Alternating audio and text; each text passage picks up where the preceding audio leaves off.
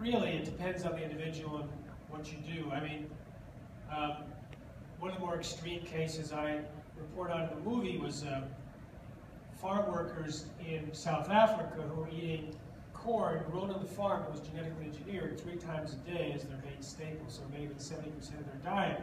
And they were absolutely sick, headache, flu-like symptoms in 1 or 2 people a month. Were seeing the farmer owner, the farmer would see that their eyes would not focus together, they'd go in separate directions, and within a day or 2 they'd be dead. So this was like huge, out of 60 farm workers. So this was a huge, horrible thing, and that was a disaster.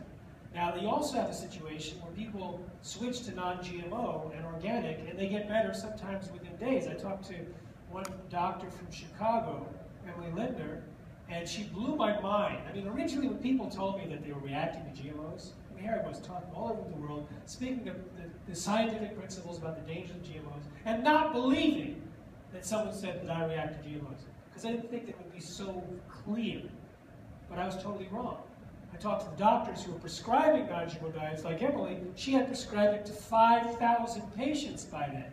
So she was doing more experiments on humans than anyone had ever done on rodents. And she said, everyone gets better. I sort of like, okay, what percentage? She says, everyone, 100%. Okay, 98%. I said, really?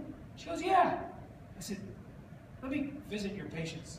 So I went to her clinic and started talking to her patients and other clinics, and people were getting better. And so Emily was able to say, yeah, if it's a mental issue, it can get better right away. If it's an immune system thing like allergies or asthma, 3 to 7 days. Gastrointestinal usually takes about a couple of months, sometimes up to 2 years. And she had it down because she was prescribing it like that. So it sort of depends on what's off and what the person's genetic weakness is. And if you look at the animals, there were mice that were fed genetically modified soy for 8 months. They had damage to the cells and organs of the testicles, pancreas, and liver. And then some of them were switched to non-GM soy for the next month, and in every case, in each of those organs, they started to repair, started to revert, which is good news. So no one has done the research to say what's permanent, what's not. I can just say from the reports, from the doctors and from the individuals, it's very good news. People are switching over and getting better. I also interview pediatricians, and they say a lot of kids that have started to get very complex, very hard, intractable disorders since GMOs were introduced. They blame it on GMOs, but they can work it out with a lot of different strategies, and primarily getting rid of the food and switching